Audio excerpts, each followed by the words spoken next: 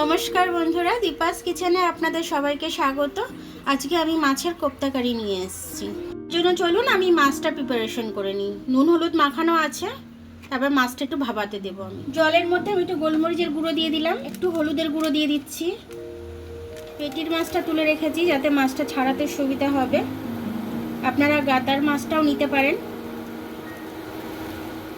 যেরকম আমি নিয়েছি দেখুন। আমি একটু লেবুর রস দিয়ে দিচ্ছি মাছের আষ্টে গন্ধটা কেটে যাওয়ার জন্য। অর্ধেক লেবু আমিকে চিপে দিয়ে দিচ্ছি রসটাকে। জলটা আমি মাছের এর মধ্যেই শুকিয়ে নেবো, কারণ হচ্ছে নালে মাছের টেস্টটা চলে যাবে। এবার আমি মাছগুলো দেখুন জলগুলো শুকিয়ে গেছে একদম। মাছটা আমি এবার বেছে নেব। মাছের কাঁটাগুলো বের করে নিচ্ছি আমি। এটার মধ্যে আমি কিছুটা পেঁয়াজ কুচিয়ে রেখেছি, দিয়ে দেবো। আর মশলার মধ্যে আমি কাঁচা লঙ্কা নিয়ে নিয়েছি, পেঁয়াজ নিয়ে নিয়েছি, একটু রসুন নিয়ে নিয়েছি, আদা দেবো না, আর এখানে টমেটো নিয়ে নিয়েছি। এগুলোকে আমি একসাথে পেস্ট করে নেব। আলুটা আমি এর মধ্যে দিয়ে দেবো। 3 চামচের মতো কর্নফ্লাওয়ার দিয়ে দিলাম আমি এখানে। এখানে নুনটা দিয়ে দিচ্ছি স্বাদ অনুযায়ী, আপনারাও দিয়ে নেবেন। হলুদ গুঁড়ো দিয়ে দিচ্ছি, একদম একটুখানি জিরে গুঁড়ো দিয়ে দিচ্ছি আমি এটার মধ্যে। একটু লঙ্কার গুঁড়ো দিয়ে দেবো ঝালের জন্য, একটুখানি লেবুর রস নিকড়ে দিয়ে দেবো।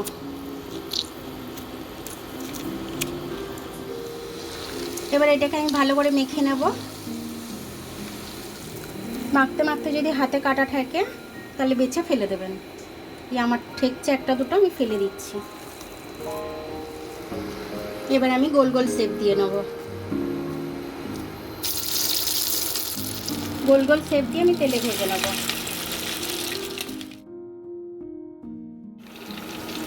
এগুলো এক পিট করে আমার লাল হয়ে গেছে, আমি এই জন্য উল্টে দিচ্ছি।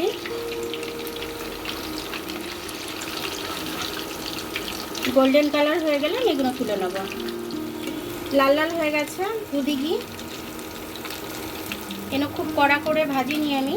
এবার তুলে নিচ্ছি আমি এক এক করে। সব তুলে নিয়েছি, এবার আমি তেলটা কমিয়ে নেব। তেলটা কমিয়ে নিয়েছি, এবার মশলাটা দিয়ে দেবো। এবার আমি এক এক করে গুঁড়ো মশলাগুলো দিয়ে দেবো। সবার প্রথমে লঙ্কা দিয়ে দিলাম,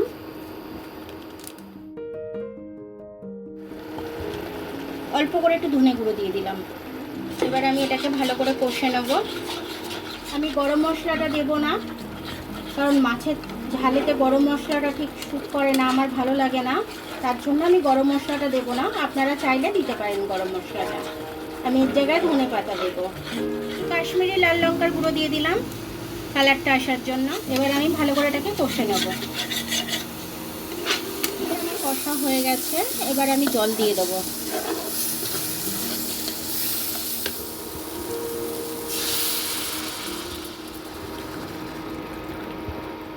আর জল দেবো না। এবার আমি মশলাটা একটু ফুটতে দেবো। ফুটে গেলে আমি কোপ্তাগুলো দিয়ে দেবো মাছের। আমি রুই মাছের কোপ্তা করেছি, আপনারা যে কোনো কাতলা মাছ, যে কোনো মাছ দিয়ে আপনারা করতে পারেন। ঝোলটা আমার ভালো করে ফুটে গেছে, আমি একটু নাড়িয়েও দিলাম ভালো করে। এবার আমি মাছের কোপ্তাগুলো দিয়ে দেবো এক এক করে। এবার আমি একটু চাপা দিয়ে দেবো। এটা বেশিক্ষণ ফোটাবো না আমি।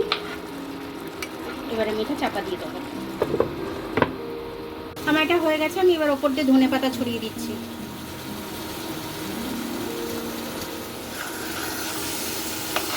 এবার এটা আমি নিভিয়ে দেবো।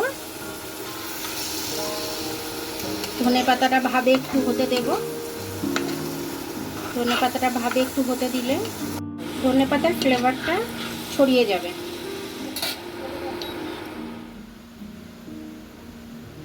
দেখুন আমার রুই মাছের কোপ্তা কারিটা হয়ে গেল।